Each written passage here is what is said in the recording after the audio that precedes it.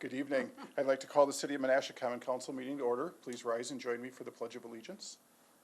I pledge allegiance to the flag of the United States of America and to the republic for which it stands, one nation, under God, indivisible, with liberty and justice for all.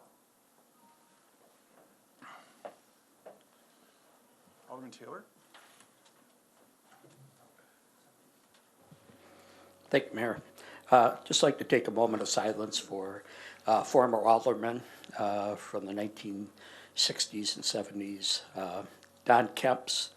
And Don was a builder, built many houses in the city of Menasha, out in the Clovis Grove area during that time, and then moved west to the Nasita area where he built many lakes and finger lakes out there that he developed in that area. So he was quite an innovator, and just like to take a moment for him. Thank you.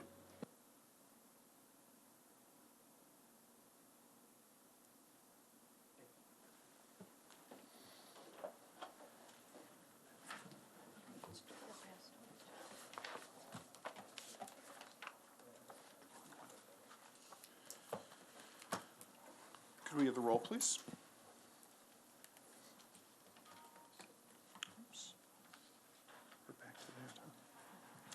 Alderman Ted Grady. Here. Alderman Rapella. Here. Alderman Nichols. Here. Alderman Taylor. Here. Alderman Sevenik. Here. Alderman Langdon. Here. Alderman Kruger. Here. Alderman Tom Grady. Here.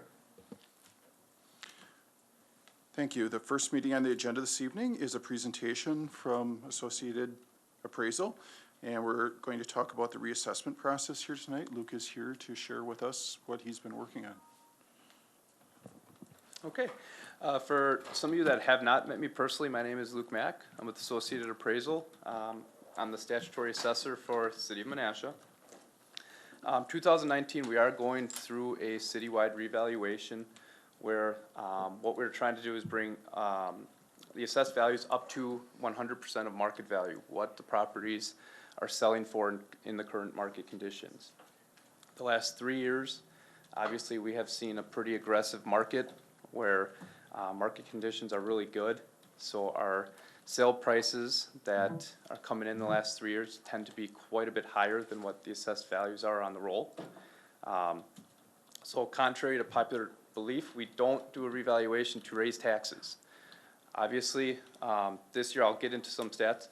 I am anticipating an increase in valuation for the city overall. Now that doesn't mean there is going to be an average, which I will share with you guys tonight.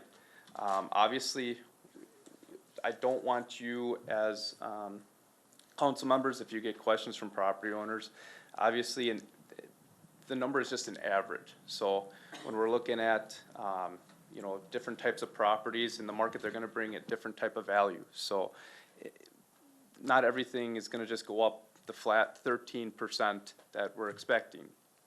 That's just the market doesn't, controls that, and that's not what the market was showing us. The one question that's going to come up is, well, why did we do a revaluation this year?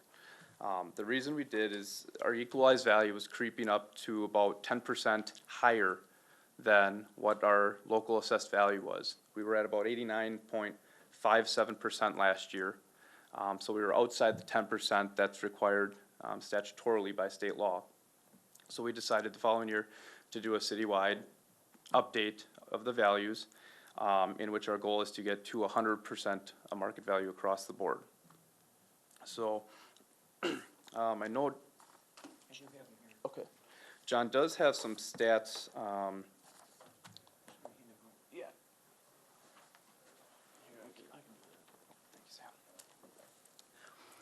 And then I do have a little packet here that Sam's going to be passing out to you. I broke it out by county.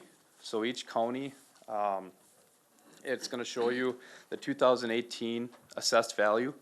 And then these are preliminary values. We are not 100% done setting the values. These are going to be what is going to be. This is not something we're taking action on. This is part of the presentation for tonight. Is that how the rule is then? Rule says staff, correct? Or what does it say? We just have certain policies in the city about handouts, Okay. and it has nothing to do with your, what he's gonna show up on the screen, so it's just okay. Um, I'll accept that as long as it's a presentation from the screen. Yep. So these are gonna be, preliminary numbers now, kind of going through them briefly. We're looking at, and I broke them down residential and commercial valuations.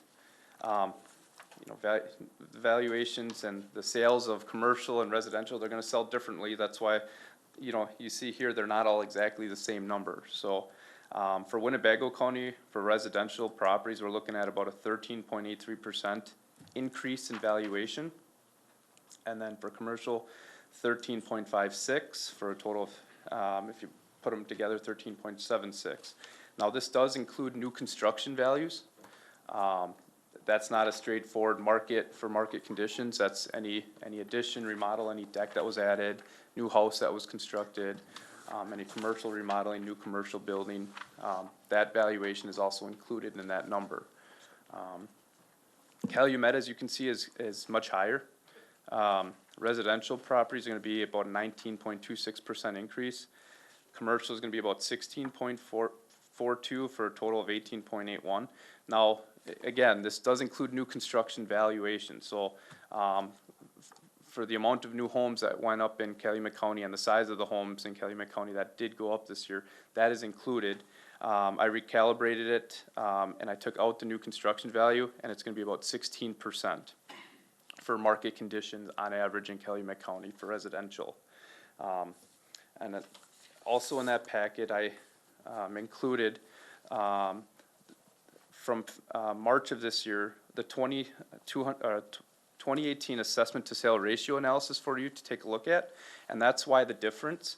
I wanna kinda go through this briefly, broke down by both Winnebago and Calumet County, where what the Department of Revenue does is they take, the 2018 sale price, and then the information that the assessor provides in regards to the valuation and the attribute data.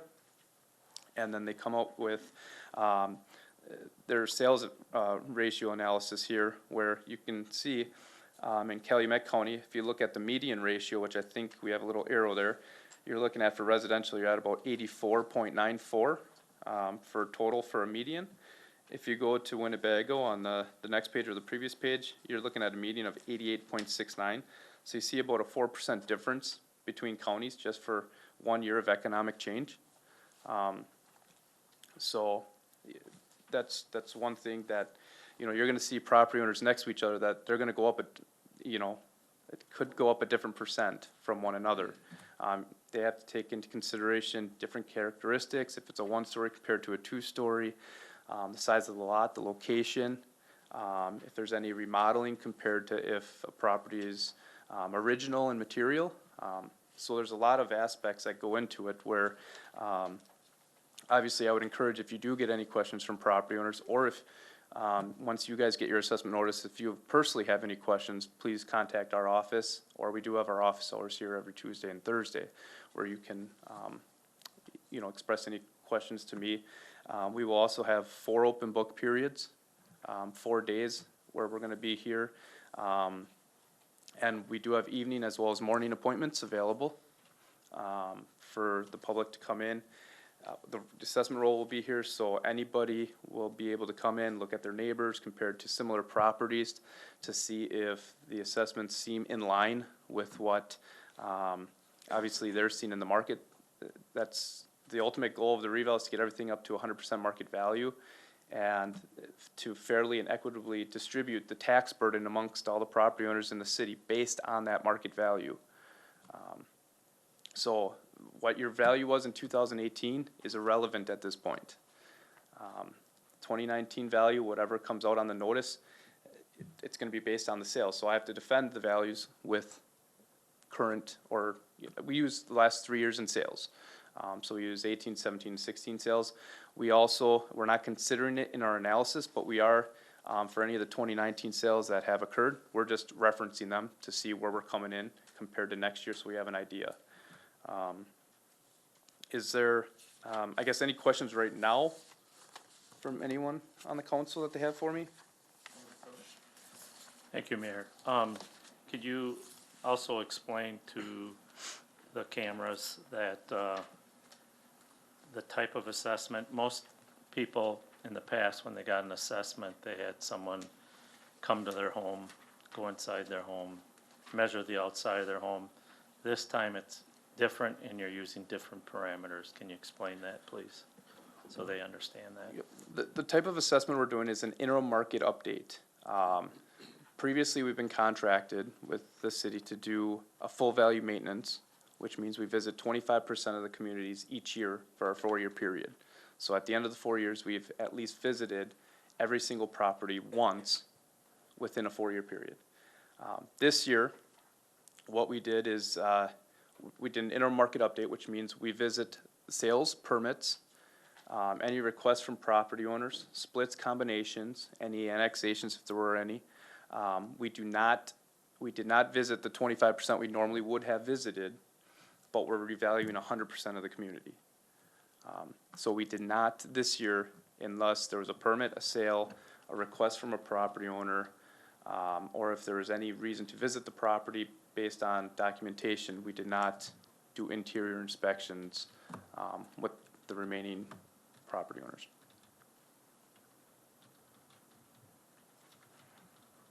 But with building permits and sale transfers, you know, we're confident that, you know, from 1 year to the next, that we're confident in, obviously, the attribute data to each parcel in the city.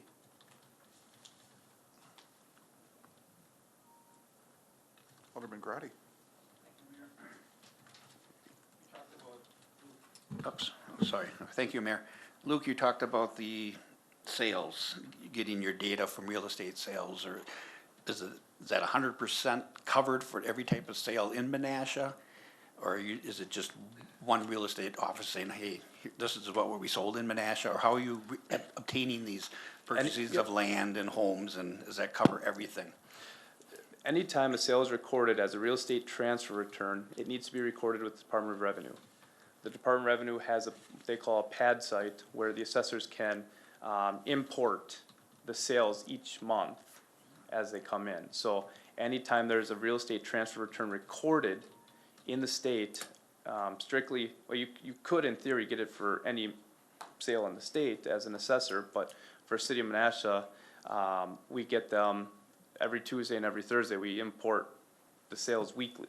So anything that was recorded at the state level as a real estate transfer return, that is what we use. We go through, analyze if we believe it's a market sale or if there was any duress involved with the sale.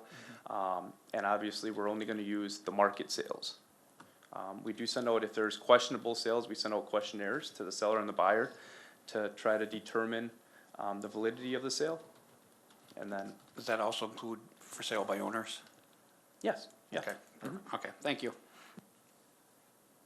Alderman Repella. Thank you, Mayor. So Luke, does it mean that the taxes for the houses in Winnebago County, those taxes will go up 13.83%, and the ones in Calumet County will go up 19.26%? No, No. Okay. How much will they go up then? I have no idea. I don't set the budget. Okay. What's gonna happen is, when you look at the mill rate, it's the levy divided by the or the assessed value. The assessed value is going up. Depending on what the budget does, it's gonna be reflective of the mill rate. So I'm anticipating, the mill rate going down. I couldn't tell you what it's gonna go to though, because I don't set the budget. So Director Jacobs has a slide if you want to show that now, I guess.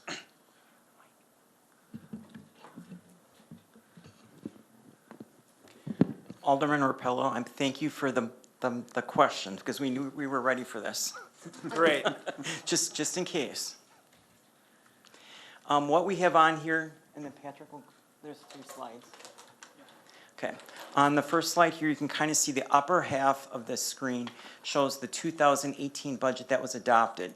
The very left-hand column shows the assessed valuation. Now, what we're focusing on here is the non-TIF valuation, because the TIF valuation does not help the overall levy or the tax rate of the entire city until those TIFs are closed out. So in 2018 there, you can kind of see that the non-TIF assessed valuation was $939 million. And then when you divide it by the levy amount, which is the $10,261,000, you get a tax rate that was adopted of $10.89. That was the rate that was adopted last November for the December 18 tax bills for the 2019 budget. And that's the Winnebago County though. This was the Winnebago County. It was a little Okay. bit different for Calumet County, yes. Got it, thanks. Yes. Then on the equalized side, you could see that if we were at full valuation, if the full valuation was in place, the rate would have been $9.79. So if all the valuation, if we weren't, like Luke had talked about, if you weren't 12 to 14% below the difference between the assessed valuation being below the equalized value, there would have been that difference in the more valuation would not have created more dollars, more tax levy dollars. It would actually bring the rate down. So you would have been at $9.79. So between Luke, myself, and the mayor, we kind of did a snapshot here of what the December 19 tax bill might look like. And based on these new assessed valuations that are just coming off the press here pretty quickly, you can kind of see that if we would have done nothing with the reassessment and with the closing of TIF number 5, which actually added another $10.7 million new valuation, the rate would have been at $10.80. But because we're bringing everything back up to full valuation, and this assumes not increasing the levy at all, not increasing the levy one single dollar. So we're still at the $10,261,000. So the rate would fall to $9.57. So that takes account to the additional valuation of roughly, on average, about 13% increase. So if we flip to the next slide, then you can kind of look for when the notices go out in the mail, you can kind of look at, and I do have a handout for this, but I didn't want to just leave it up on the screen for right now. Sure. That if you have an average home of $100,000, not knowing which county it's in, but if it was a $100,000 home and you multiplied it times the tax rate last year, you were about, this is just the city's share of the tax bill, you were at about $1,089. So that was what a person was paying last year. Now, based on where their assessment value changes, I ran all of these percentages so that if it was a because some homes will come, some properties will go down in value ever so slightly. So I went everything from a 5% reduction to a 0% increase and all the way up to a 25% increase. The average home value will be roughly, as Luke had explained already, about 13.8%. So then if you look down at the very bottom line in blue, if your average home goes up in value 13.8%, your tax bill will be zero change. There'll be no increase or decrease. If your home goes up even as much as 25% increase in valuation, your tax bill for city taxes will only go up about 9.83%. So just because your valuation goes up 13% or something less than 13%, you very likely will not see if the city's levy doesn't change, there will be no increase in the tax bill for the city's share. Now, obviously, our valuation is also included in the other taxing jurisdictions for the county technical college and in the school district. I don't want to get into that discussion. I just want to focus on the city tonight. So this would be an example of $100,000 so that if your valuation goes up roughly more than 14%, you'll see a small increase in the tax bill. And it's basically on the equity basis. It's who should be paying more of a bigger share of the pie, of the total pot of money for the tax levy, and who should be paying a smaller portion. Okay, you did great explaining to Winnebago County. Now how about Calumet? The thing is, when they get everybody up to 100%, the percentage change, I can run that for the next meeting. I just ran this as a snapshot for everybody all combined. Okay. And then I also ran another example if it was an average $150,000 home. But we may not have to go into that discussion. And I have these handouts that we could take with you later tonight. But I thought the question probably would come up, so not just when a person gets their notice and seeing, oh my gosh, my value is going up 25%. That does not mean your tax bill is going to go up 25%. Here it would go up less than 10. thank you. And this is citywide, this information is. Exactly, Now, yes. it could go up higher in Calumet County, possibly. It could, because the valuation of changes that Luke has got prepared here shows that it's gonna be more than a 13% increase. Sure. It will be going up anywhere from 16 to 19% Correct. increase in value. So then you would actually be looking a little bit closer to the right-hand side there Got it. on the chart. Thank you very much, John.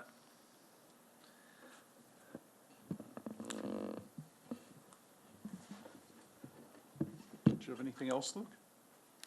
The only thing I had left to say, the notices are gonna go out next week. So that's most likely, if any of you are gonna get calls or, concerns from property owners, it's gonna be sometime probably next week. The notice is going to explain a little bit of the process, but what we're gonna do is include, like an education insert for them on why we're doing it. And we also included some, literature from the Department of Revenue website that, you know, we always request property owners take a look at if they have concerns in regards to their value. We do also have the 4 open book dates and the location and times for property owners. We ask that, obviously, they schedule an appointment, so we make sure we have enough staff here to, you know, give everyone the time they need. We don't want anyone waiting too long for an appointment. But walk-ins are welcome, but we will prioritize the appointments first. So if you get any concerns with that, you know, please let me know. As well as all of you are invited to come to the open book as well. We have great, documentation that we present. It's basically what we call it as a revaluation book. We have all the sales in there, the trends. It shows all the sales, so if someone wants to look at comparable homes to theirs and what they're selling for, we show them, to try to educate them on why we were to raise their value. So feel free to obviously, come participate in the open book, and if you have any concerns with your value, please, let me know.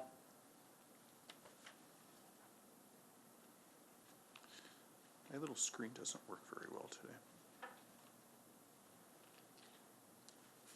Okay, Alderman Grady. Thank you, Mayor.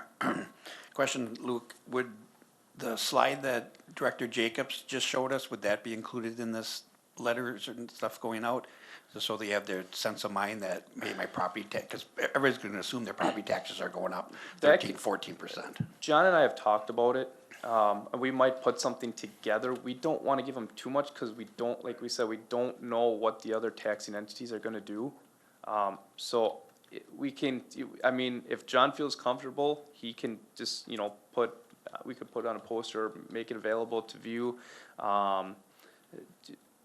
That slide just as a reference, but I don't wanna get into position to give them a tax rate and then it's something different when they get their tax bill. And as the assessor, I talk values, not taxes. So I just wanna have a discussion about their assessed value and if that's correct. We always tell everyone when they come to open book, don't talk about your taxes, talk about your value. Is your value correct? If your taxes,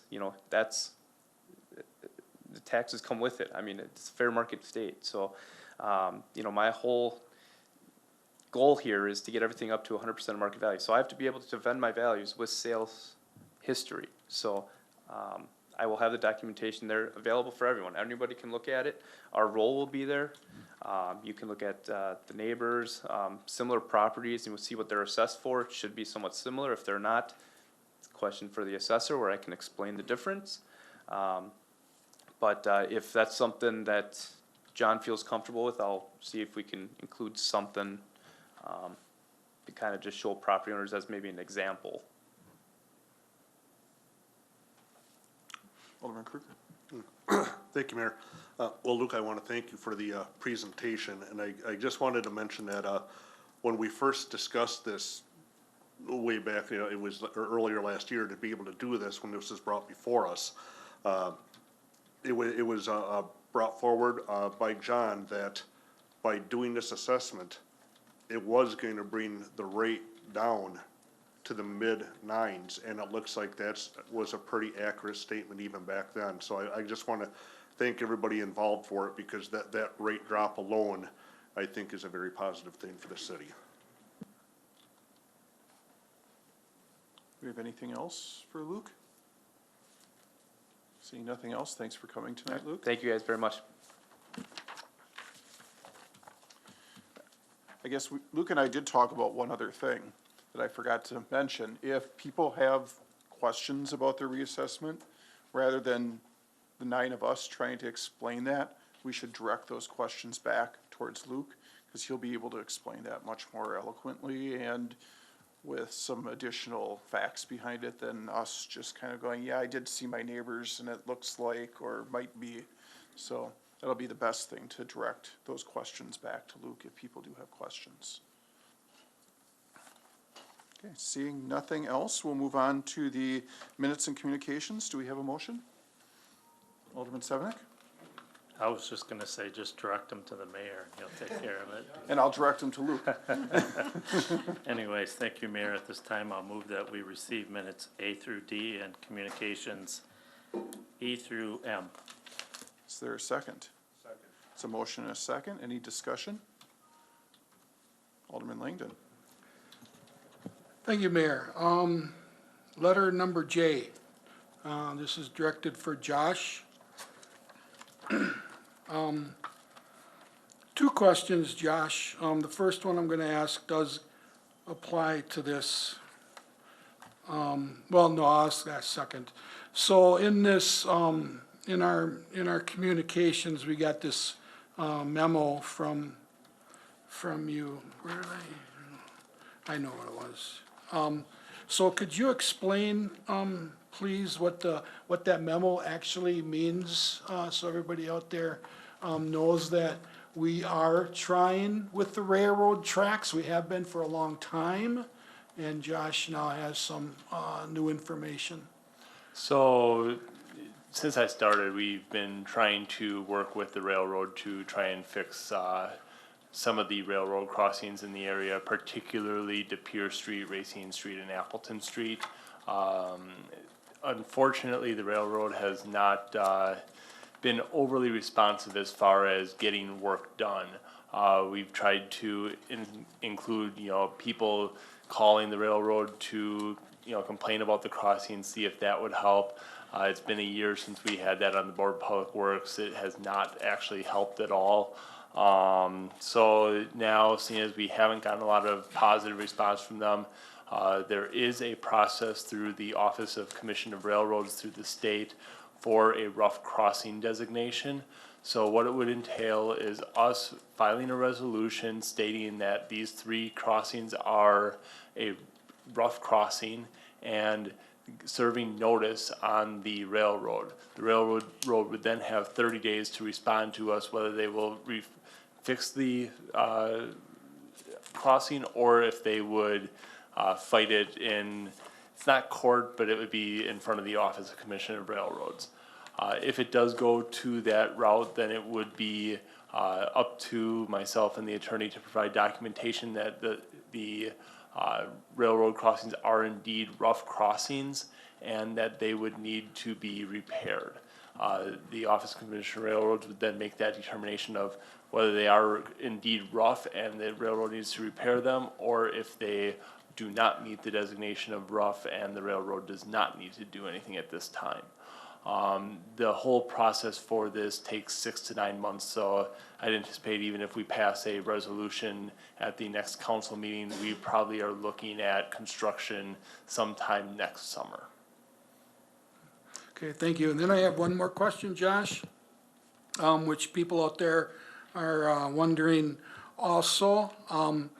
They have said that the rails themselves are in good shape, nothing wrong with the rails, but the big issue, especially on De Pere Street, is around the rails, those big potholes. Can the city fill those in? Maybe. Unfortunately, the railroad owns about a 25-foot stretch on each of these crossings, which is maintained by the railroad. The city actually cannot enter and do any repairs to those railroad tracks without the railroad permission, and really it requires us to pay all of the flagging costs, all of the, costs for that. It's not something that I would recommend, because we would be taking on the liability of that crossing without any sort of agreement with the railroad in place, that we would be working with the railroad to fix those. We have in the past offered to utilize our crews to do some of the asphalt and concrete work around these rails. Even that attempt has failed to get the railroad to fix any of these crossings. Alderman Taylor? Thank you, Mayor. Josh, same topic.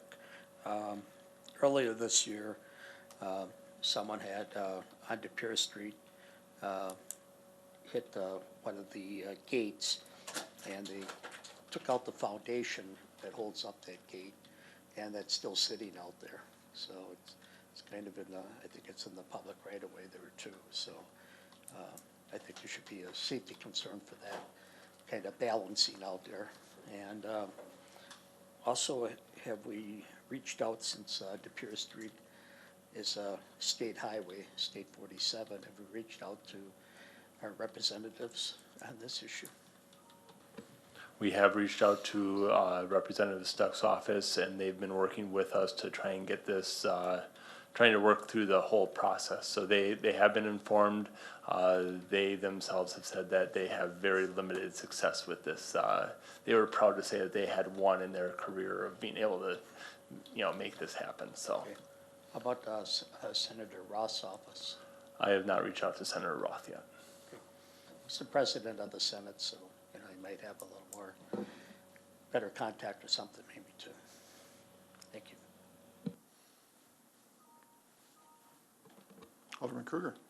Thank you, Mayor. I just want to make a brief mention on item K, which was the apology, and seeming this did take place at my committee. I want to thank Alderman Taylor for providing an apology, even though the description of events isn't accurate, but nevertheless, it's an apology, and it is appreciated. And I am hoping that everybody has better decorum in the future when it comes to issues like this. Thank you. Alderman Nichols? Whoops. Did I cut you off? I'm sorry. No, I did. Thank you.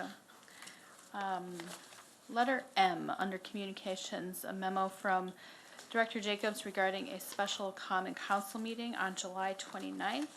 And his memo states that he would review this special meeting request with us at this meeting, so I'd like to offer the opportunity.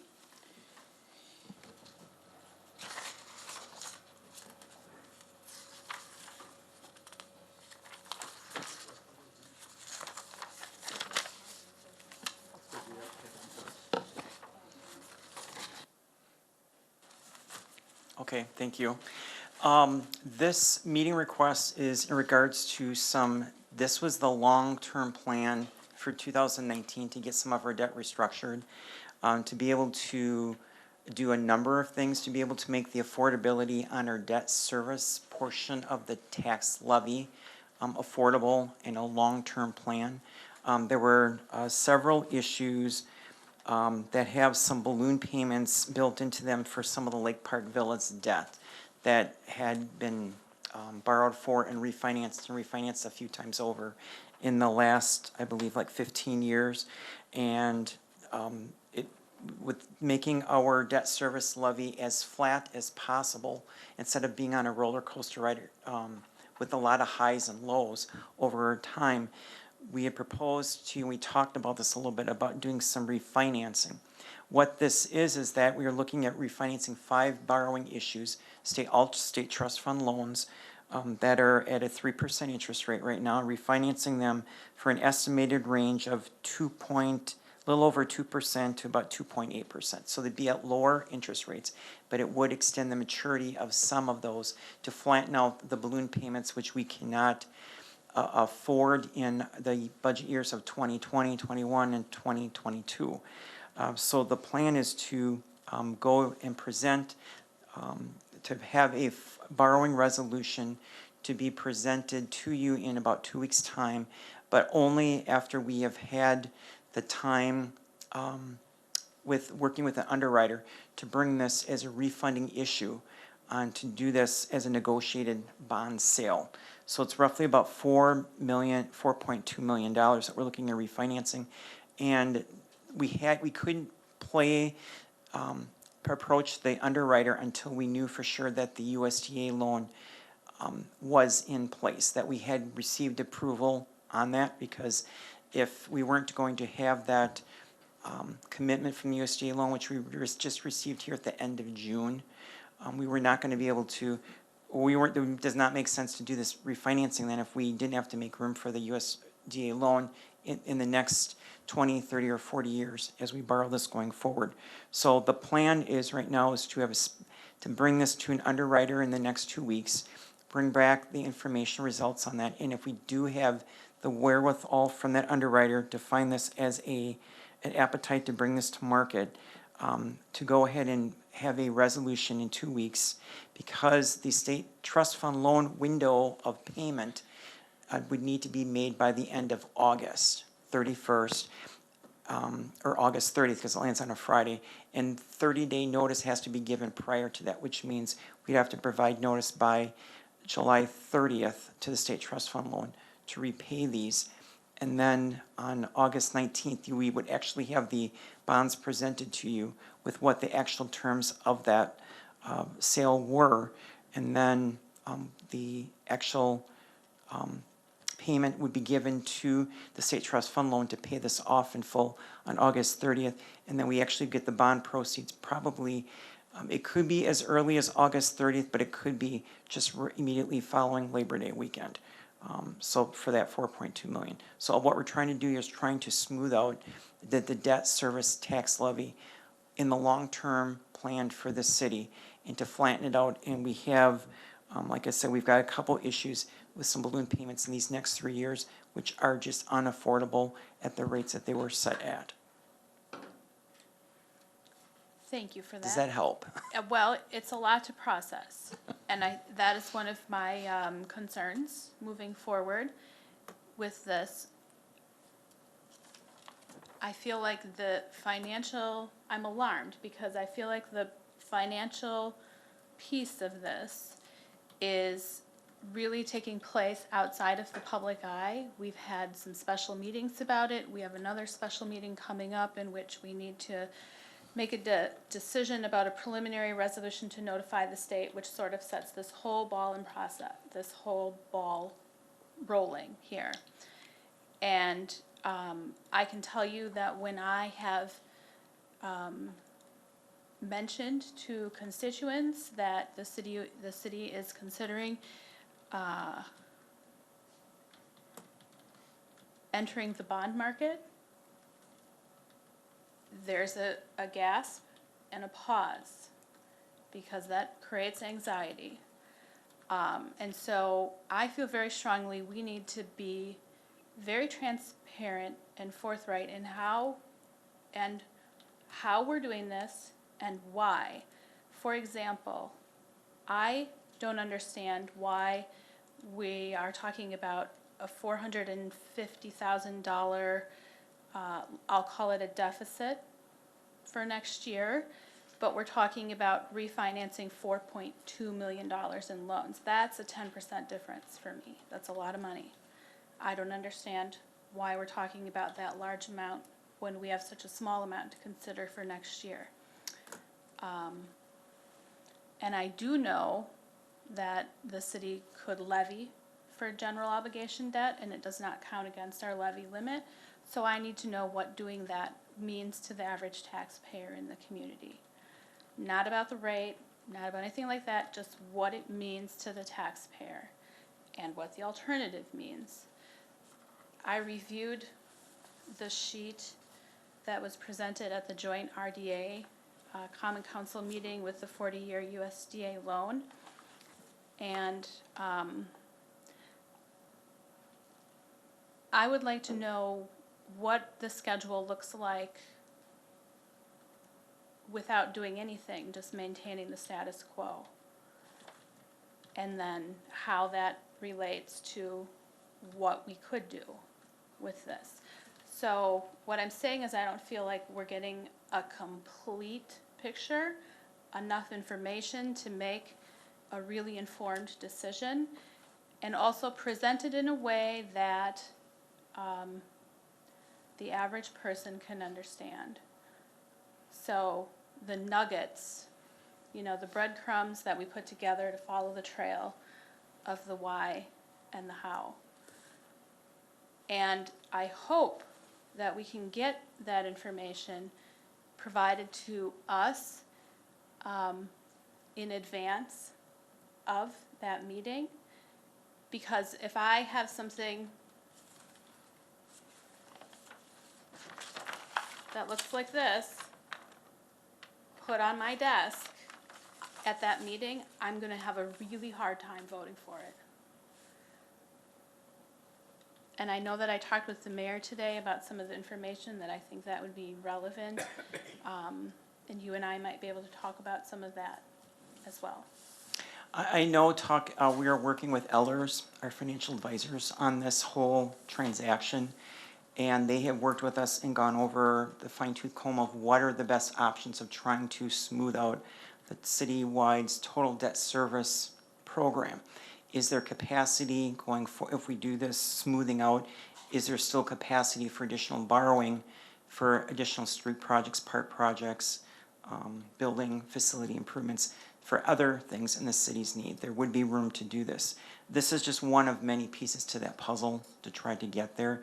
And I know that Ellers said that by Tuesday, July 23rd is when they will have all their packet of information to us. So we definitely could get a packet of information out well in advance of the meeting, the special meeting that we're asking for on July 29th, so that you have it fully, maybe even in advance of a Thursday. The Thursday before, we might be able to do it a little bit sooner than that, since we know that they're gonna have everything wrapped up in there, and by that Tuesday.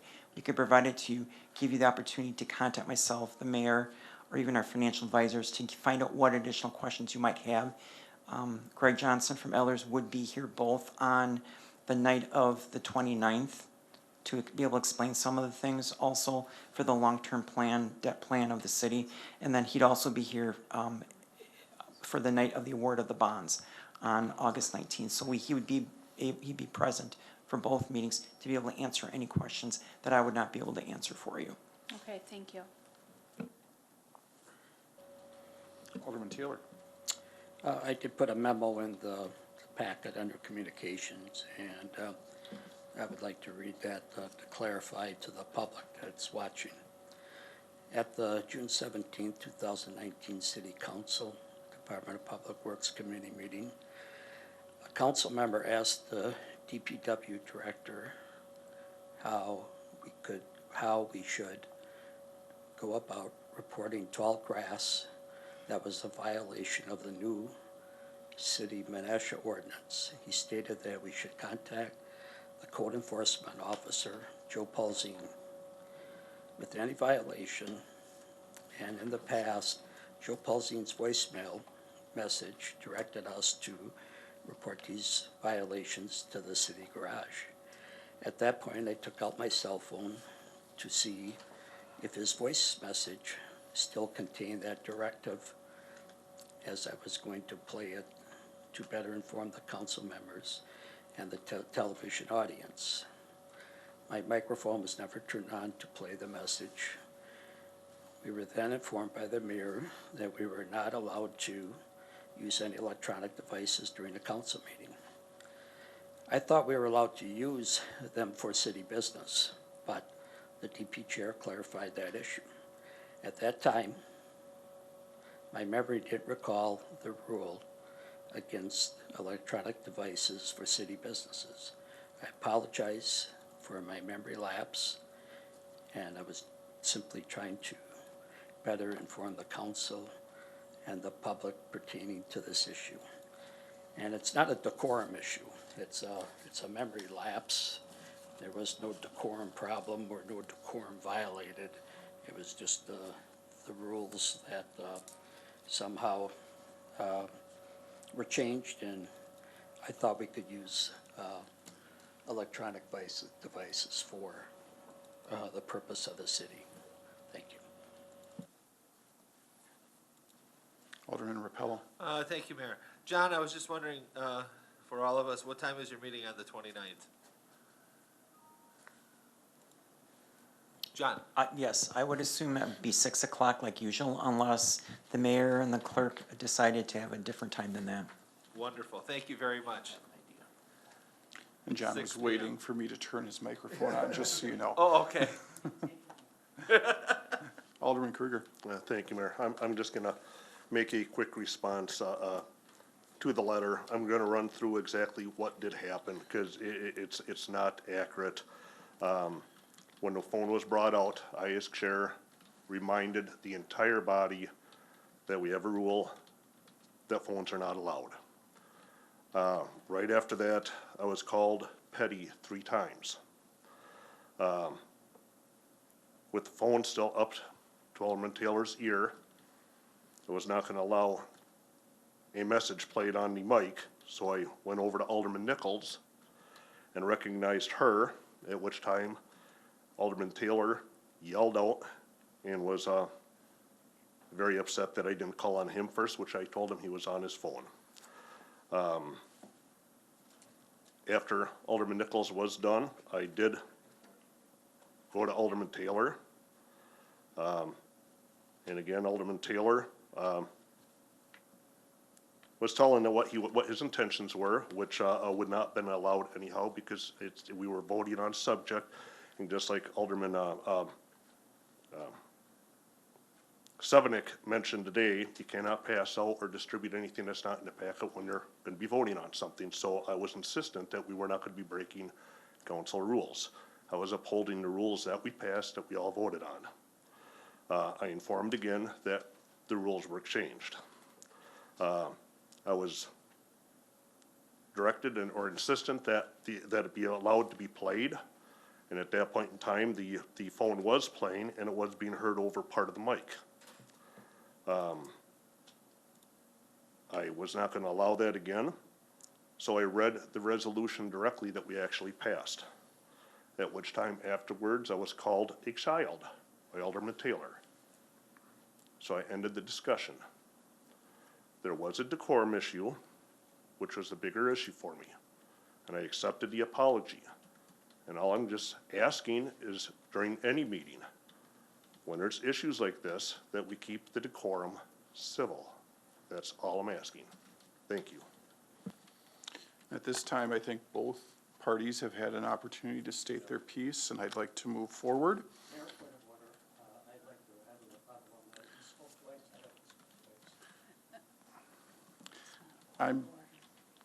I do have the authority to,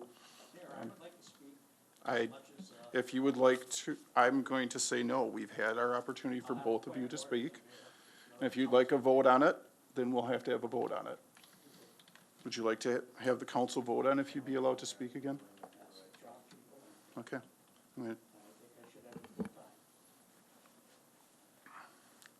So there's a challenge to my decision.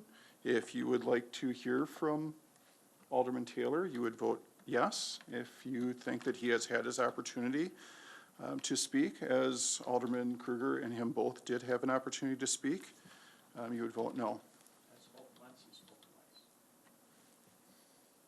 So if we could have a roll call vote, please. I don't want to go on all night tonight, back and forth between two people.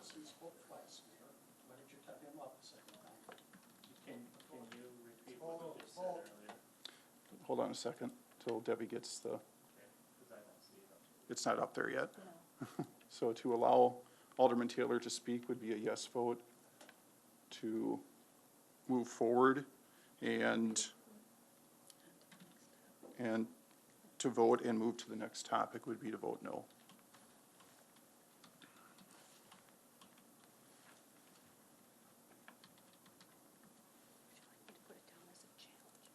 Sure. Whoever.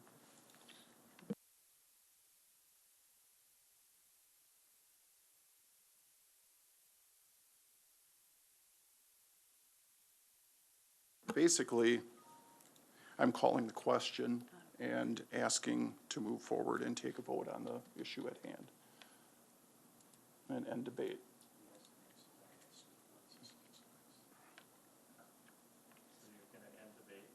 End debate. So that's, I did call that, and James is, call the question and end debate. yes.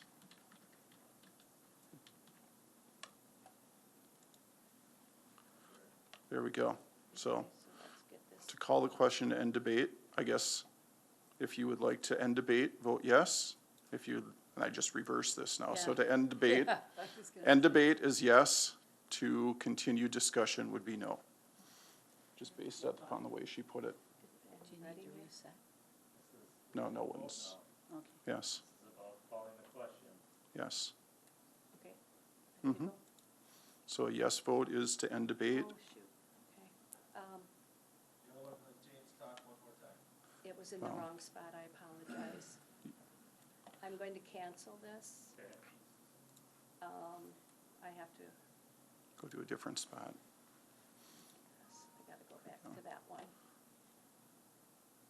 So just so everyone understands again, this is not about whether Okay. James can speak or not. This is about whether we can debate whether he can speak or not. Okay. Which I didn't think you got. So Yes. that should, This is basically to vote on the motion that was at hand and end debate, yes. So you're just gonna do that now? That was to call the question, right? Basically, it was to call the question. So if you vote yes, we're gonna take another vote on accepting the minutes and communications. If you vote no, then we're gonna continue debate.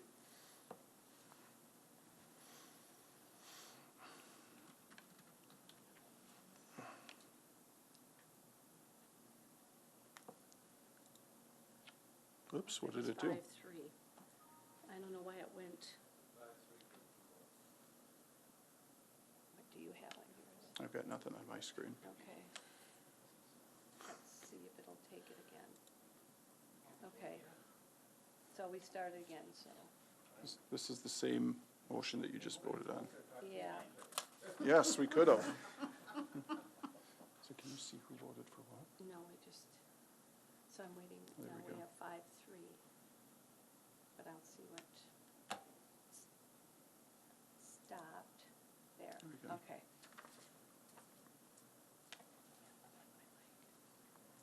I don't know if we can do that. Motion carried on roll call 5-3.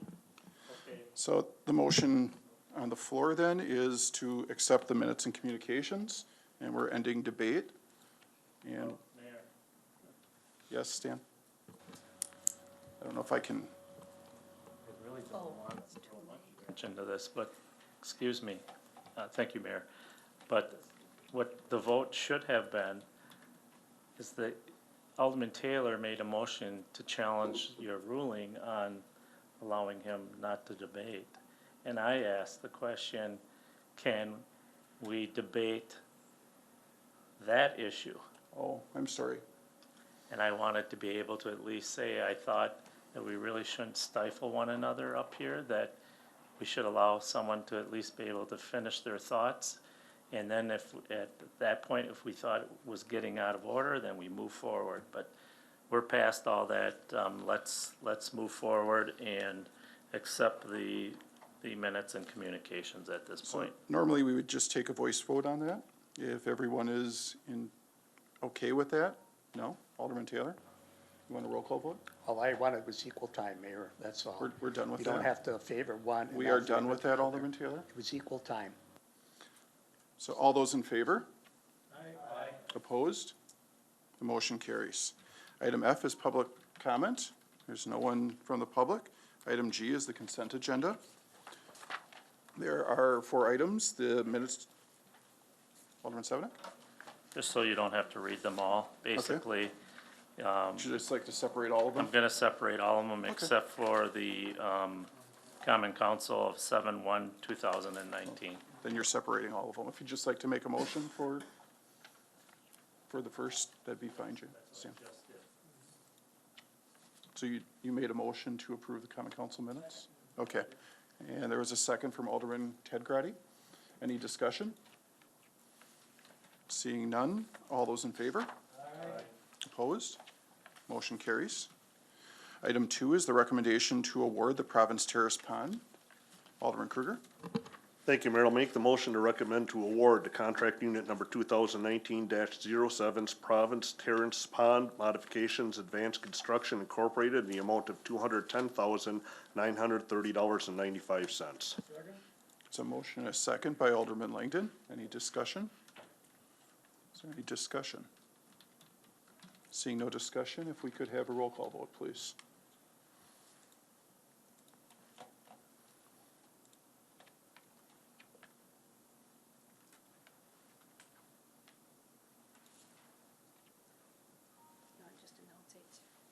The motion carries 8-0. Item 3 is a payment to Summers Construction. Is there a motion? Alderman Kruger. Thank you, Mayor. I'll make the motion for the payment for Summers Construction Company Incorporated, contract unit number 2019-01, New Street Construction, Province Trail, Jenny Street, Province Link, and Midway Crossing, various locations, in the amount of $98,330.93, payment number 4. Second? It's a motion and a second by Alderman Langdon. Is there any discussion? Alderman Sevenick. Thank you, Mayor. I might be ahead of myself again. Province Terrace and those associated I'm, streets. which is the one with the private street? That would be that one. That is Province Terrace. This one? Okay. I just want to make a comment. The way the last meeting was going last time, I just didn't want to take up a lot of time. But I want to make a point here, and I don't mean this in any way directed at staff or anything. I just think that we need to follow protocol here. And that is that you added a private street to this. And to me, that's a policy decision that we should be making as a council first before we take that route. And I let that be known so that you're probably ready to respond to that. A little history, in the past, people got fired around here because of something like that. And without going into much detail over that, I agree with what you're trying to do, and we should do that. But we are a council, we make these rules, and we are in charge of those dollars. And it is very important that if I didn't say something now, that maybe down the line, all of a sudden, we're doing personal aprons, or we're doing another private street or something, and it just got lumped into a project, and we already bid it out and everything, you know what I'm saying? And had we bid it out already, we'd almost be like, oh geez, now we can't do all the other streets, because we didn't follow that protocol. So I would like for us to be able to establish a rule that anytime we look at doing outside the scope of our area, and this is a unique situation because part of it became city, part of it was private, that we go through that process first. I do want to point out that this contract was awarded through the council with the private street as an alternate bid, so it did go through the council for this process. And I understand that, and I knew that, and I pointed that out, but I did not want to bring it up on this floor so that it became a big controversial thing or whatever, but I've said my piece, and I think hopefully we will look at that, this administration and your staff differently in the future. So I guess I'd like a little more direction as to what we're looking for in the future. I think Director Radomski put it as an ad alternate so that the council did have that opportunity to say yes or no. So if we want, and I'll let you respond in a minute, if we want to have that before the bid process even happens, then we can do that as well. Is that, if I can make this turn on, there you go. Yeah, that's my point, before the bid process, that should be before us, because like I was saying before, we're too far into the game already. What were we gonna do? Not, I understand it was an alternate, and that was probably the best way of handling that. But,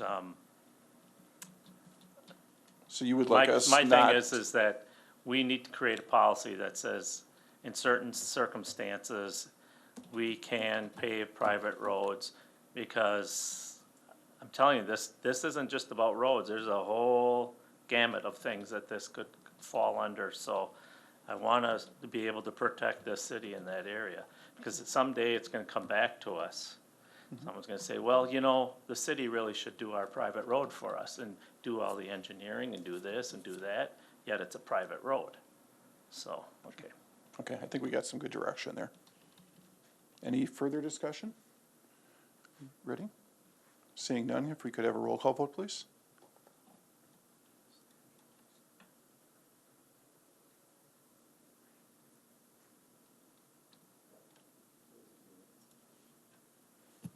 Motion carried on roll call 8-0. Item 4 is a change order for Northeast Asphalt. Do we have a motion? Alderman Kruger? Thank you, Mayor. I'll make the motion to approve the change order for Northeast Asphalt Incorporated Contract Unit Number 20119-03. Street reconstruction, various locations at $22,603.36, change order number 1. So motion and a second. Is there any discussion? Seeing no further discussion, could we have a roll call vote, please?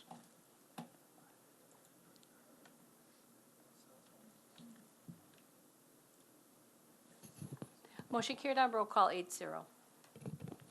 Item I is action items. The first is the accounts payable and payroll for July 2nd through July 11th. Is there a motion? Alderman Nichols? Thank you, Mayor. I'll move to approve the accounts payable and payroll for the term of July 2nd through July 11th in the amount of $1,025,821.42. So motion and a second. Is there any discussion? Seeing none, could we have a roll call vote, please?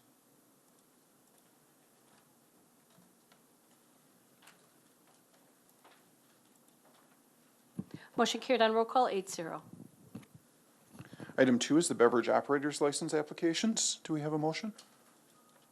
Alderman Nichols? Thank you, Mayor. I'll move for the approval of the beverage operator's license applications for the 2019 through 2021 licensing period as listed in the clerk's memo dated July 10th, 2019. So motion and a second. Is there any discussion? Seeing none, if we could have a roll call vote, please?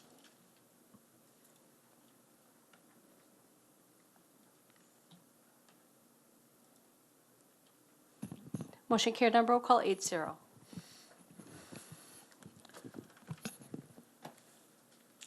Items 3 and 4 are requests to apply for grants, and I think I'd like Director McKinney to discuss these a little bit or explain them before we move forward.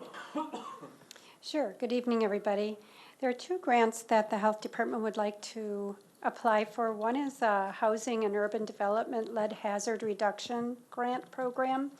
And this grant is designed to maximize the number of children under the age of 6 that are protected from lead poisoning by assisting many units of government and including municipalities to develop comprehensive programs that'll identify and control lead-based paint specifically.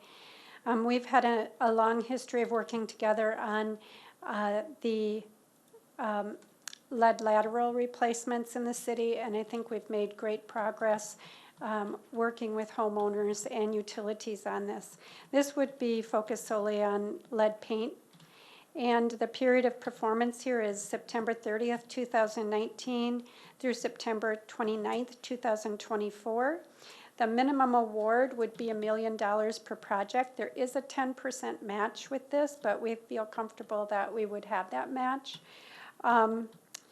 Just as an analysis, looking at it from a public health point of view, this is a top priority for the city and for our health department. There is no known safe level of lead in a child's blood, and even at low levels, It has been proven to affect IQ, pay attention, academic achievement is affected. So once you have lead exposure and there's a problem, it's very hard to correct it. It's not able to be corrected. The majority of sources of lead exposure are from homes, paint in homes and soils and dust.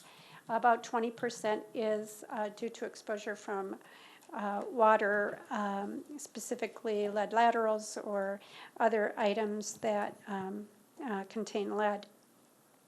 So really, the fiscal impact is that we would be saving about $17 to $221 in health benefits, increased IQ, higher lifetime earnings for every dollar spent on lead elimination or remediation efforts. So our recommendation is to tackle this and apply for the grant, receive it, and spend it. Does anyone have questions or would like to make a motion? Alderman Taylor. Just had a question for the director. Is this just for owner-occupied homes, or is this also No, for this is rental? actually for privately owned homes or rental occupied housing. And private homes are rental occupied. Okay, so somebody that's using the home for a business, they're still eligible for this grant? I think if we look at where families are residing, not necessarily business unless they would be, like daycare or those types of situations.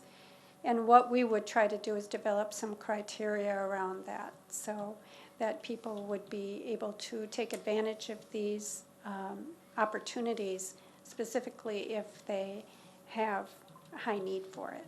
So we have to set the criteria, or does the federal government set that criteria? Currently, the federal government, EPA, requires people who rent to families to notify them that there are lead hazards, but they don't require them to mitigate them. Under this grant, we would find a way to assist rental properties too, or landlords to help mitigate those hazards.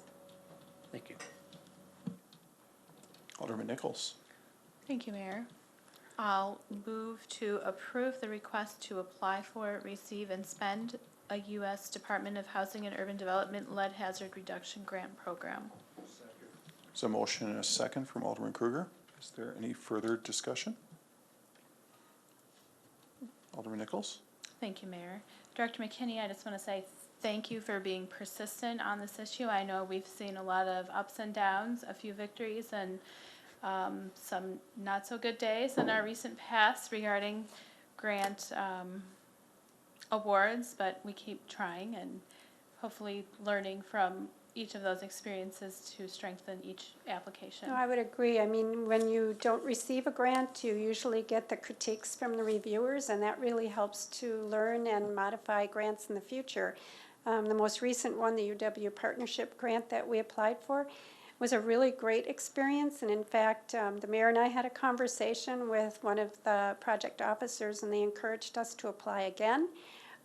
They felt that, I think the words were, the cream is competing with the cream. Something to that effect? Yes, and we were one of 16 out of 32 that were asked to go to the stage that we were at. So it was, now we can take the pieces that we've put together and apply for the grants and modify them to meet our needs.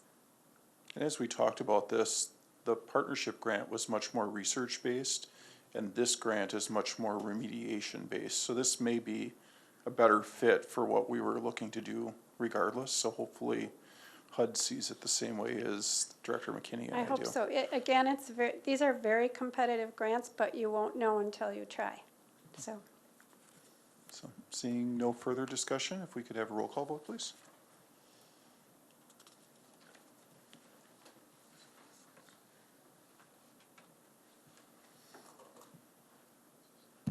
Motion carried on roll call, 8-0. And then item 4 is also another grant. right, If this you is a state grant, and this is actually supported by the Division of Public Health Environmental Public Health Tracking Program, and the intent is for agencies to develop new and innovative projects. We have had this grant in the past, Lead Free by Delivery, and we've learned a lot through the year that we've taken on this grant, particularly in what might work a little better for the community as far as notifying families and as far as getting a plan for sustainability, because this is going to be a long-term, remediation effort. So we're proposing some new goals, and one of them is to take the home lead risk database that we've developed and actually integrate it into a GIS mapping tool, and that way the city and owners can look at assessing the risks that they have and then also progress in the homes that have been remediated. The second is to develop a lead-safe Menasha sustainability plan, and it'll help provide a really strong infrastructure and direction for you as civic leaders and residents to look at as far as how long it's going to take and what kind of resources might be out to help families. Criteria, like Alderman Taylor pointed out, criteria for who may be eligible for some of the opportunities that the city has in funding lead remediation. So again, I won't repeat the problems that we see with lead, but just to know that we are concerned about making sure that children have the least amount of lead exposure as possible, none if possible, and also to work with families and engage them in the process of reducing childhood lead exposure. So this project period is August 1st through July 31st, 2020. And these initiatives will be fully funded. There's no match on this particular grant, although we do have in-kind that we will be using as the project moves forward. But think about it as a roadmap that we're looking to develop for our community. So our recommendation is to apply for it, receive it, and spend if we can. And this one is about $10,000 for 1 year. Alderman Langdon. Thank you, Mayor. I was just wondering, Nancy, some years ago I worked at Clovis with the kids, and I was surprised, and still am surprised, to see the amount of children that have ADHD. Is this, I see on one of them here, it says it can be found in lead-based paint, air, and food. Is there any research that shows that that produces that HDA, whatever it is, in kids? ADHD in children? Yeah. Well, basically, it affects behavior if there's lead exposure, but generally, the health systems do test for children's blood lead levels. We're not seeing as much testing now as we used to, and that's something we want to encourage, and that's part of this grant, is to reach out to families and say, make sure your child is tested, make sure you know the age of your home, make sure that if we can help you with remediation efforts as funding allows. But it does have the ability, if you have a high blood lead level, to affect those issues, especially over time. When a child is tested and if they're found to have a higher level, we have many steps and protocols that we take, working with the family and working with our environmental health specialist, Mr. Drew, who does walkthroughs in the homes to make sure they identify sources of lead. And then we also work with the physicians, especially if it's a higher case. And generally we see those lead levels come down, blood lead levels come down once the source of the lead has been removed. So yes, there is an effect, especially if it's chronic and long-term. Yes, we encourage people to have their children tested at specific intervals and to ask their clinics to do that. And then also if they're found to have higher blood lead levels, we generally get those tests through the state lab of hygiene and through physicians' offices, but we welcome people to work with us so we can identify those sources and avoid problems. I can't say for sure what causes people to have ADHD overall, but this is generally one thing that we know about and can control and prevent. Thank you. I'm just amazed. It's the work that you and your department do, and I would just like to say again that how fortunate everybody out there that we have a health department. Nina voted to get rid of their health department. So again, everybody out there, we are very, very fortunate to have a health department in the city of Menasha. Thank you. Did you want to make the motion as well, Mark? They already made it. Just the first one, right? There's two of them. Oh, okay, yeah, okay, sure, thank you. I'll make the motion to, for the request to apply for, receive, and spend taking action with data using environmental public health tracking data to improve environmental health in a community grant.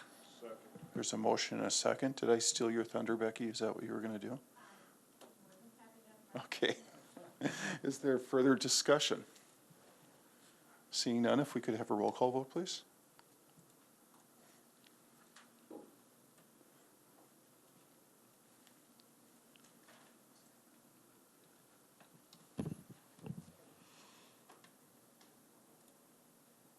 Motion carried on roll call 8-0.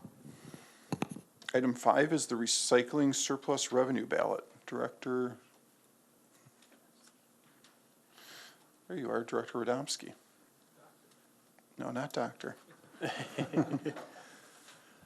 So Winnebago County experienced a shortfall in their recycling program this year of approximately $50,000, $50,925. They have requested that the signing municipalities, so all of the neighboring municipalities that are in agreement with us for recycling, split the cost of that based on our surplus revenues that we got from the county. Generally, we do get these surplus revenues back, and it's a revenue to the city. We did budget $5,000 this year. If we give the $50,000 back, we would be getting about a little over $4,000. And then if we do not give the money back right away, we would be getting about $9,000. The benefits to giving it back are the fact that you won't necessarily see an increase in tipping fees for the county to recoup these costs, and you're also showing good faith with the county that, you know, this is a good program that we want to continue with. Obviously, if we keep the money, you know, that is more money in our pocket now with the unknown as far as how the county would collect that with tipping fees down the line. They aren't exactly sure how they are going to collect this $50,000, but it should be through tipping fees, which will potentially affect us. I don't necessarily have a recommendation for you, as I feel that it would be more of a political decision, but one of the two would be necessary so that we can submit our ballot to the county. This is a majority vote of the member communities? Yes? Okay. Alderman Rapella. Thank you, Mayor. So Josh, if we would pick option 1, we could be the, there's a chance that we could be the only one that would give them their money and the other ones would not, right? Regardless of how we vote, it would be all of the members would be treated the same. So we could vote to give back the money, and all the other members vote to take it, and we would be forced to take the money. So it doesn't matter what we vote, it's whatever I believe it's 32 communities vote together, and it's, if one side wins, that's the way that they're gonna treat everyone. This is our ballot to say how we want to pursue this. Okay, thank you, Josh. Alderman Nichols. Thank you, Mayor. I contacted you regarding this issue today because I just had a few questions. The Winnebago County pays,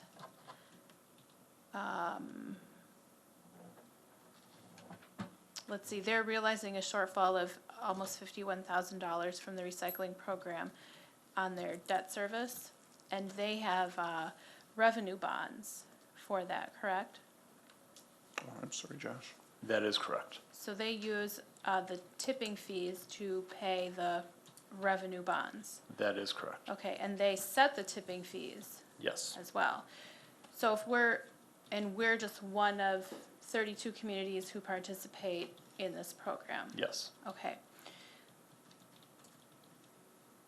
So I thought long and hard about what would be the better option, and it seems to me that if we allow the county to use the money to pay towards their debt and then set the tipping fee, that seems the best option to me. Then they'll set the tipping fee for next year, and we can proceed with any surplus revenue and pass those fees on through our budget. I'll make the motion to use option 1 on the recycling surplus revenue ballot. Second. So there's a motion and a second, and option 1 is that Winnebago County shall maintain the $50,925 of the surplus recycling revenue and rebate $36,093 to the signing municipalities for 2018. Is there any further discussion? One more question. Sure. When will we know the results of the ballot? The ballots are due August 1st, so I'll be reaching out to them shortly after that to figure out what the signing municipalities decided. Okay, thank you. Seeing no further discussion, if we could have a roll call vote, please.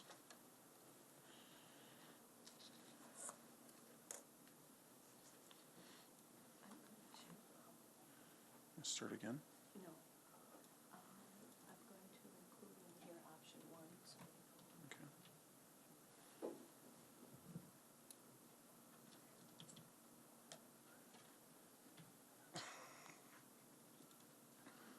Option 1.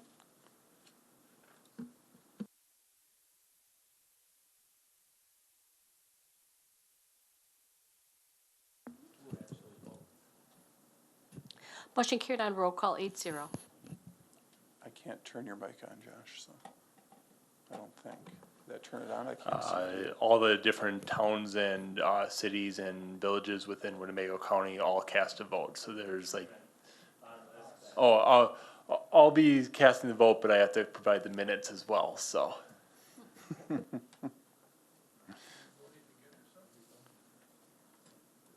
Oh, it popped back up, huh? No. I don't know why that popped up again. So just write down 8-0. Yeah. Okay. We get 2 votes. Yeah,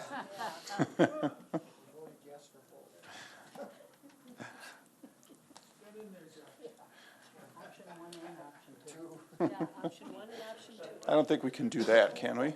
Vote both ways?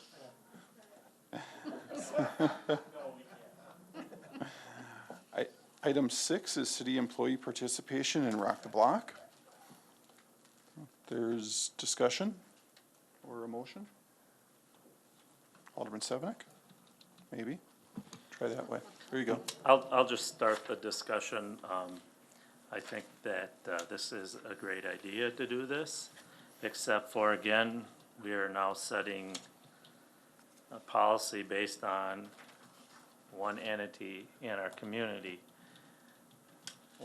I think it would be better if we created a policy in the city that allowed for something like this, but the employee could choose which organization they may want to volunteer with, whether that be a church group, another 501c3 organization.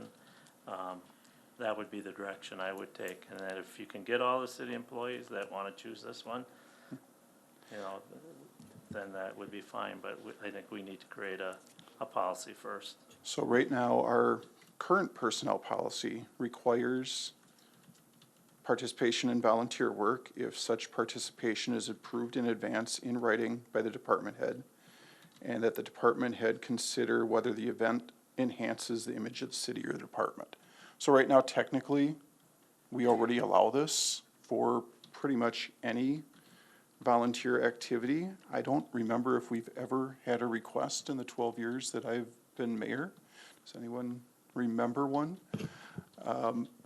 But I did put this on the council agenda because if I did offer this out to the employees, I was concerned if a significant number did take us up on this, that the council should be informed that I was offering this up to the community, the employees, and reminding them about some of the great impacts of this event and how that would impact the community. Volunteering for your church or a nonprofit in Grand Chute or Neenah or someplace else really doesn't have much impact on the community, but volunteering to improve a neighborhood in the community, I think really does fit what the personnel policy handbook was looking at that point. Like I said, the main reason I put it here was because I did think there might be a rather large group of people that might participate, and I didn't want to blindside the council. Alderman Sevenick? Yeah, and there's two more points that I want to make. One is that I also feel that either the organization or the event should be in the city of Menasha. Okay? And then the other point is, and this is just my personal feeling, is that if you volunteer, which means you give of your time and not get paid. So, I mean, are you looking that they take a half a day and then also get paid? Or are you just saying we'll allow them the time? The personnel policy handbook allows that participation while they're during their regular working hours, yes. So they, So they would get paid? yes. To me, that's not being a volunteer. Alderman Kruger? Thank you, Mayor. I personally actually like this idea. It's not a rarity where businesses and all that even paid their employees to go do marathons, walks, and all that type of stuff to help raise money for various different charities. My one concern that I did have, and I talked to the mayor extensively about that, is what type of effect it's gonna have on the actual working staff of the city and the functions of the city. And I was assured that this was going to be organized in a fashion where if, I'm gonna take Public Works for example, if there was a need for the workers, because we had a project going on at a particular time, and all hands had to be on deck, it was not gonna be allowed that people can just volunteer, where it's gonna short staff the city or affect the function of the city at all, which was my biggest concern. I think it's a good thing that people within the city employees would be willing to help improve the neighborhoods and the overall appeal of the city. So this is something that I would support. So I would just like to see what everybody else has to say. Alderman Repella? Thank you, Mayor. Many times over my education career, I've had parents show up in a classroom at the last second and trying to find something for them to do. And I just want, if we allow the workers to just come in from 12 to 3 or 11 to 3, their second half of their day, is there going to be actual work for them? Or are they going to be sweeping up sawdust and for their job? So they're not going to be working very hard, because it might be an unplanned day and there might not be too much for them to do that day. And they would be more productive working for the city than working and haphazardly as a kind of an unplanned helper that day. So So let me answer that question, then you can continue. Yes. The way the program is set up is that you would sign up in advance, and actually I just got from Habitat today that they just opened up their volunteer opportunities for the Rock the Block for at least the next month. This will continue from early August through early November. And you will have to first volunteer with Habitat and check if there's a date open with them, as well as check with your supervisor to make sure that we can spare you for that day, because we're not gonna allow 65 people to go to work on Habitat one day. It'll be Correct. 2 or 3 here and there.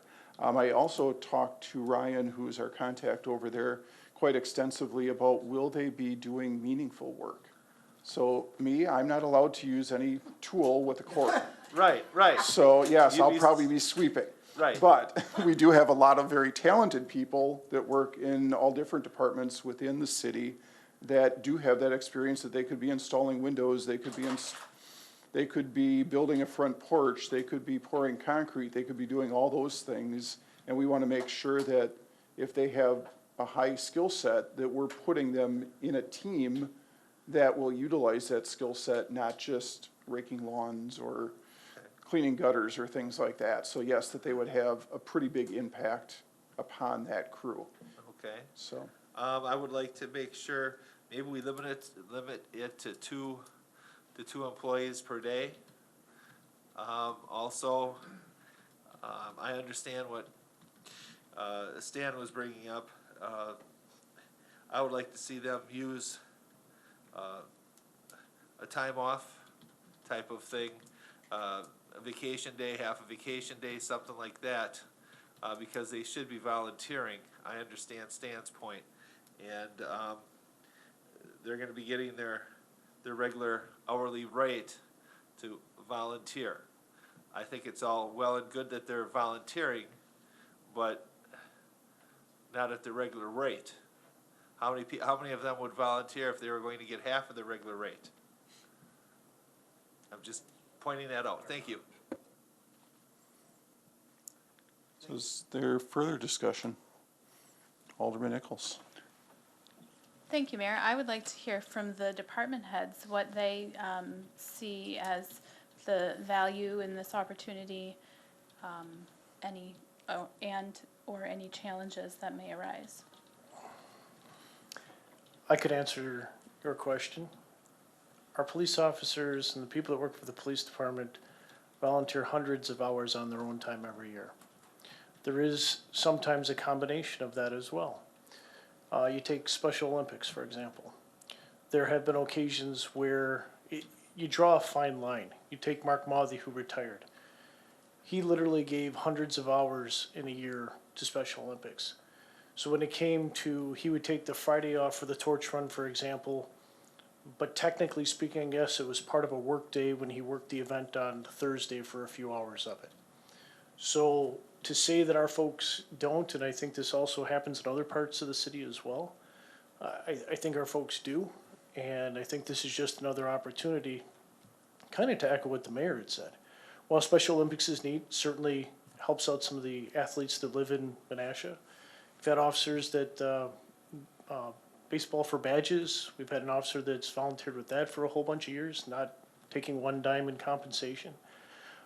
But what we've seen with a lot of that stuff is plant seeds, grow trees. You get attached more to the community. You understand more what's going on. And instead of that house that you've been to for domestic before, you have some pride and ownership that you might have painted the porch at that house. And I think it's kind of a win-win situation.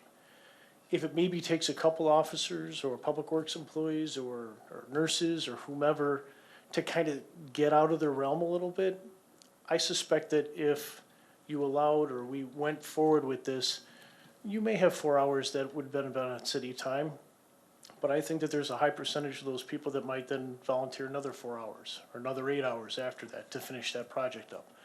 That's kind of the caring mentality that I think is in all of our departments across the board. You know, so I think if, again, plant seeds, grow trees is kind of the way I would look at this. And given that opportunity, I think you might see even more participation in the future. That's my 2 cents in experience.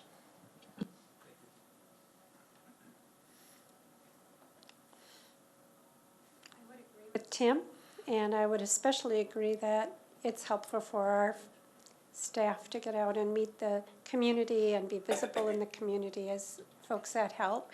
And then also that can appreciate what families go through and what we can do to contribute to their well-being. I do want to mention that Ryan Roth was a supporter of our Wisconsin Partnership Program grant, and Habitat for Humanities is going to help us with the grants moving forward. So it's all of us working together to make a healthy community.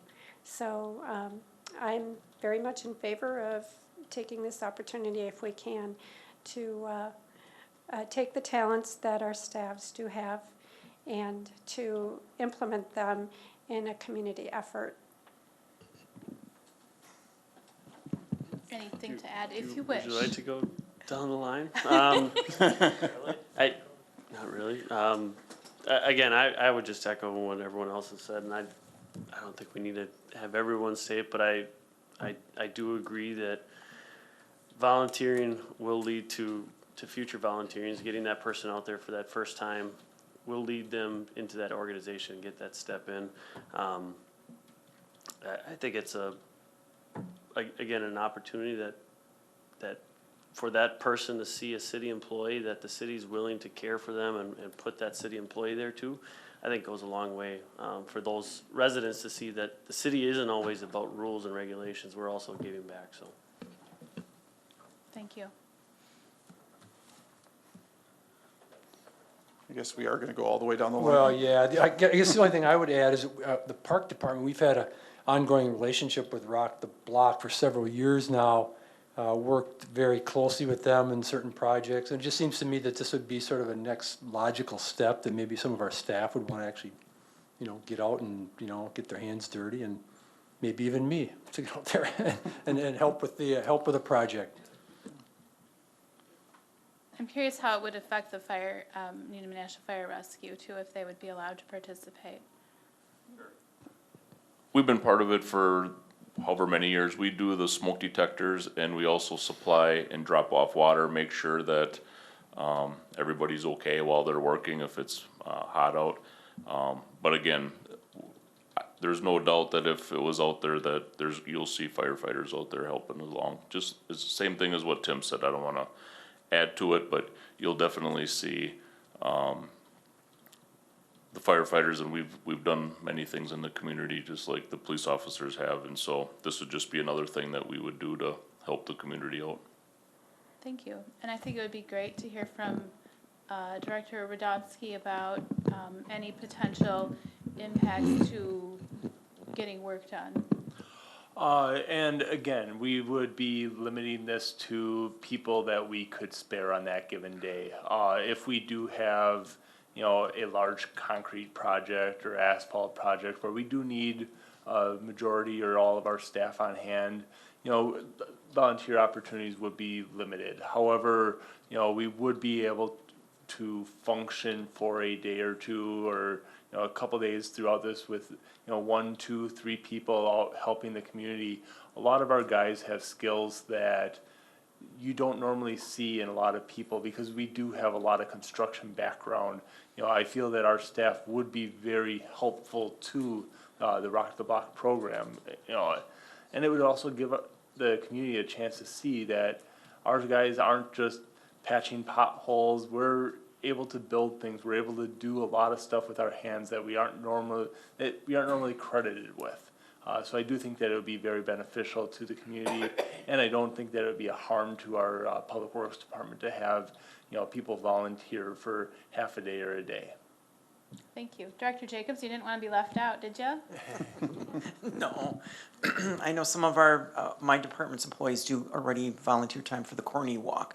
So I know that they help out the park department already and running some games and things for some of the kids and families there already. And I don't know, I like the opportunity to kind of meet some of the people too from time to time, other than talking about a white postcard or talking about a tax bill. So this would be a change of pace, and this would be appreciated. And I think some of the other department employees would just like to get out of the office once in a while. We don't get to go out and do things out in the community, either with our street employees or park employees or something, but this is helping the community. Why not?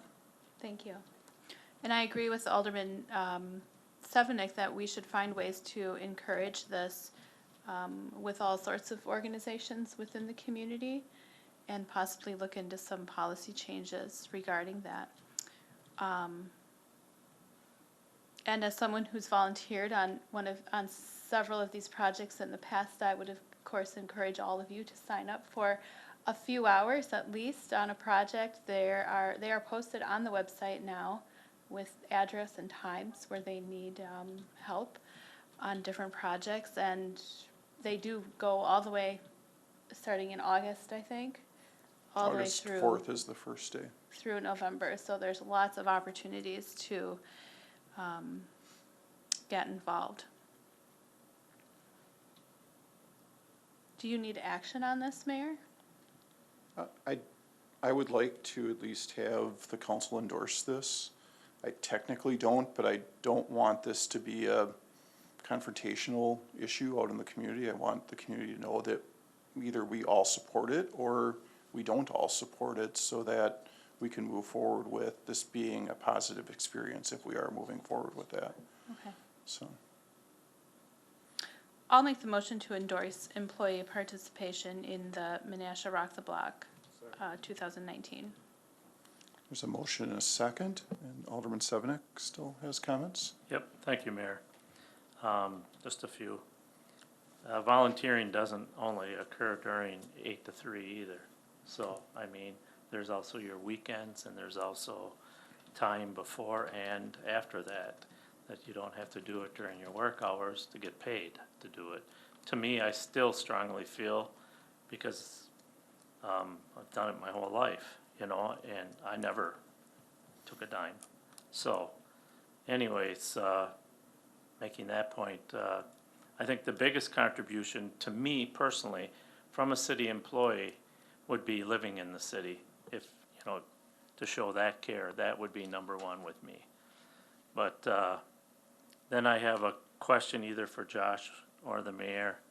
As far as this goes, are we going to see, and I'm just nervous about where this then goes, are we then going to be allowing them to use some of our equipment, you know, because they're skilled at, you know, pouring concrete or digging, and are we gonna be doing those kind of things? Is that gonna be the next chapter of this? I or- didn't have that plan.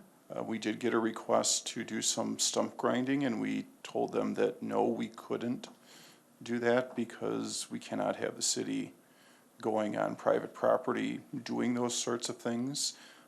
So I didn't have any plans on using our equipment.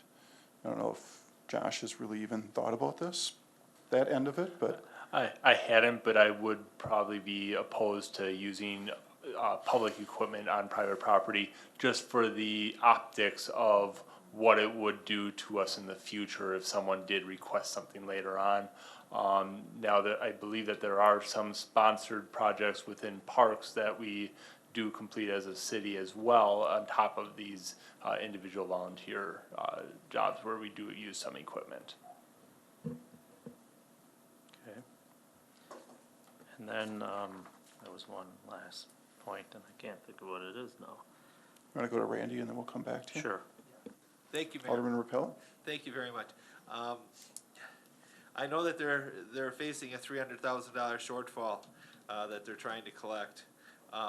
What I'd like to see is, I'm all in favor of having the gentlemen, our guys, work their 4 hours or their 8 hours. What I'd like to see is, since we do need the $300,000, I'd like to see them work, but then also donate their pay for that $300,000. That would be a real kick in the shorts for the Rock the Block if our workers were donating their pay to cover that $300,000. I think that would be awesome if we could do that. Thank you. Alderman Taylor? Thank you, Mayor. Couple questions. It's all for a good cause. It's great intentions and improving our neighborhood. But as a couple of the department heads said, you get somebody out from behind the desk, and I would like to know if they're injured. They're on the clock for work. Is this a workman's comp claim, or how does this fall? Somebody cuts their fingers off or something, you know, it's an environment that's not really well-controlled, but accidents happen, Especially if they're there as city employees. yes.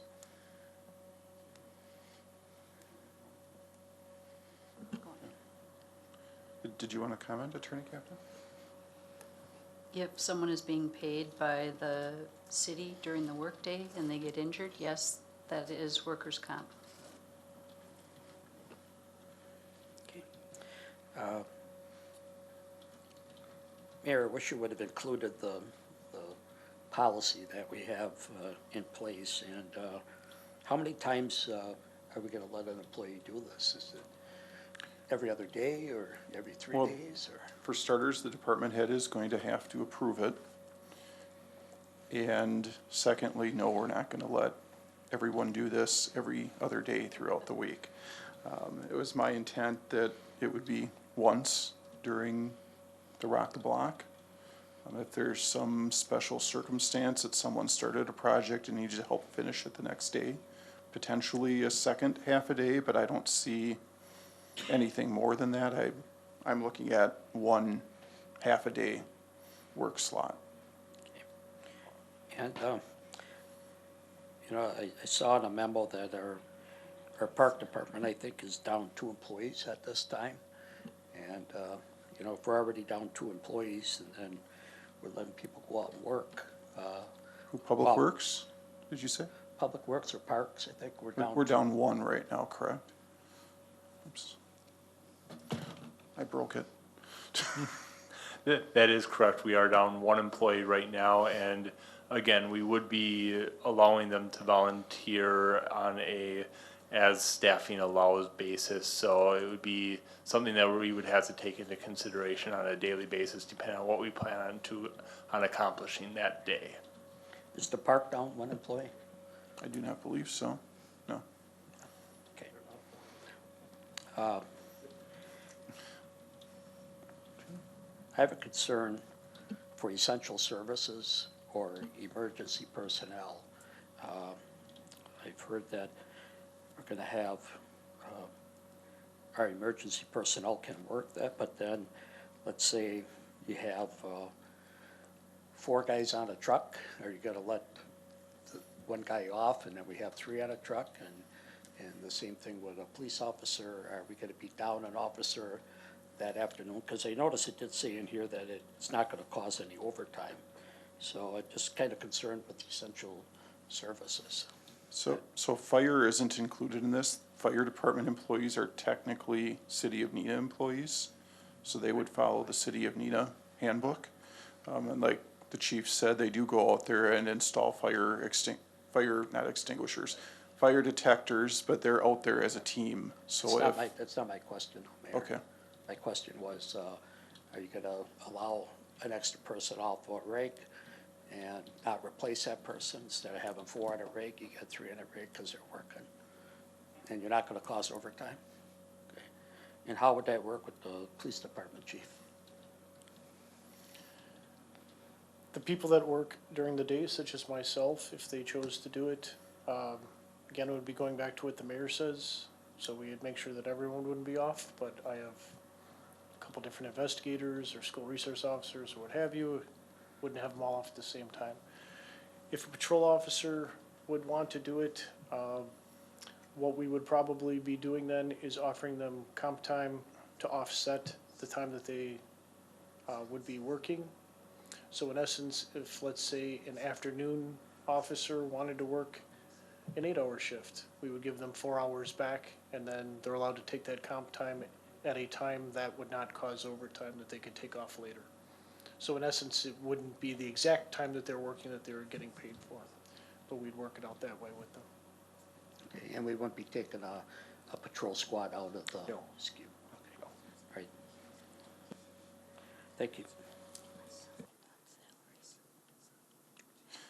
Let's Stan go first. Alderman Sevenick? Thank you, Mayor. Alderman Taylor did ask that question that I was concerned about, and that is the issue of liability. But along with that, I wanted to ask, is there some way that if we allow for this, that we could get some type of waiver signed or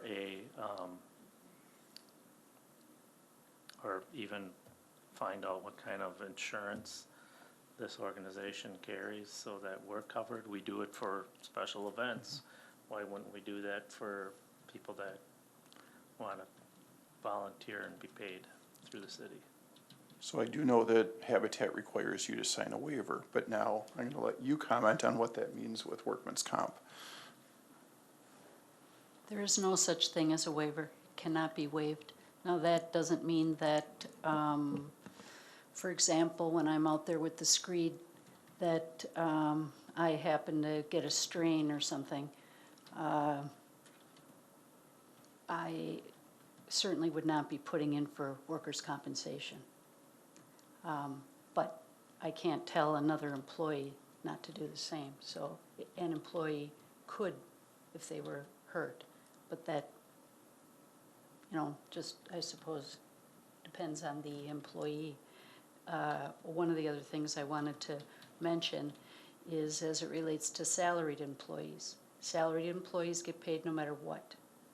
So I realize that. the time that I would spend 7.5 hours or something With a drill?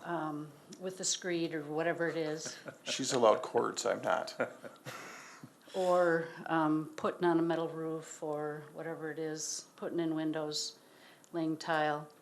And if I spent 7.5 hours doing that during the workday, I would be paid for that. But I would also certainly have to make up that 7.5 hours because nobody does my job when I'm not there. So for those who are salaried people, they will all have to make up the time anyways.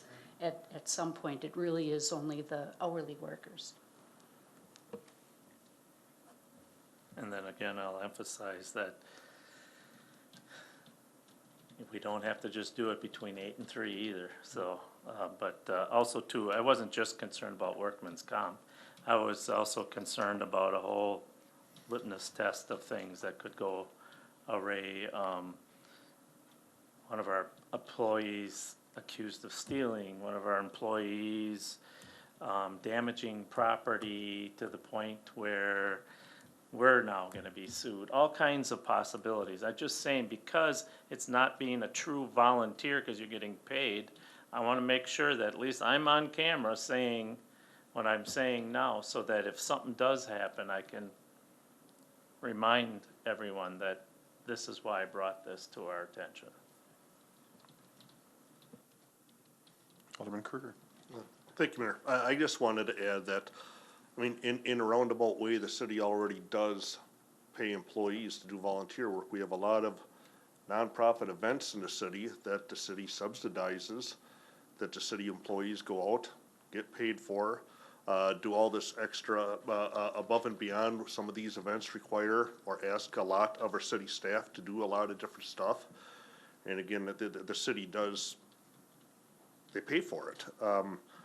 Again, this is a well, or a good cause. It helps out the community. And it is not uncommon at all in the business world, company world, or whatever, where employees get paid to do stuff that benefits communities or organizations. And I'm gonna repeat again, because I've been involved through my wife's work. Marathons, walks, they get paid to go attend these things, because it is because what it does for the community and the image and the support for it. And I'm fully for this. I mean, we could sit here and argue or discuss, not argue, but discuss, what ifs all day. Because my company that I work for could do the same thing. What if I get accused of stealing someone's property or their home when I'm there and stuff like that? I mean, there's certain risks that are always gonna be there no matter what the situation is. And I'm fully supporting this. I think it's a very, very good and well worth cause for the community in general. Thank you. So we have a motion on the floor, and I see no further discussion. If we could have a roll call vote, please.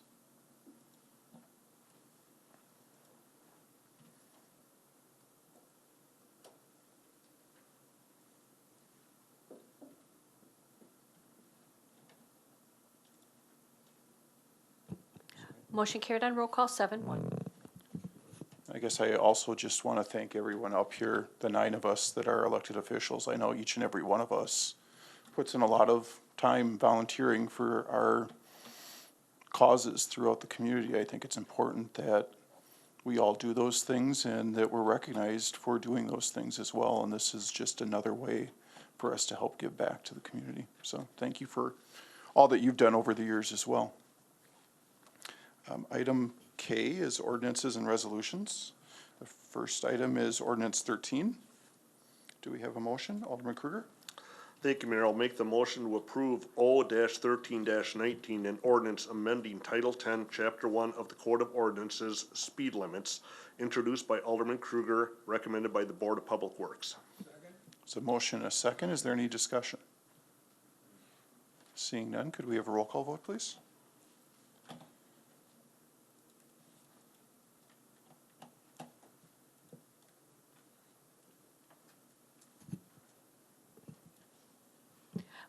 Motion carried on roll call 8-0. Looked like it flashed. Item L is appointments. We have a reappointment of Kim Vanderheiden to the Redevelopment Authority. Alderman Sevenick. Thank you, Mayor. At this time, I'll move for your reappointment of Kim Vanderheiden to the Redevelopment Authority until 9/1/2023. Is there a second? There's a motion and a second. Any discussion? All those in favor? Opposed? Motion carries. Item N is public comments, and there's no one out there. So we'll move, I'll accept a motion for adjournment. I'll make the motion to adjourn. Second. So motion and a second. Any, well, I'm not gonna give you a chance to discuss. All those in favor? Motion carries. We are adjourned.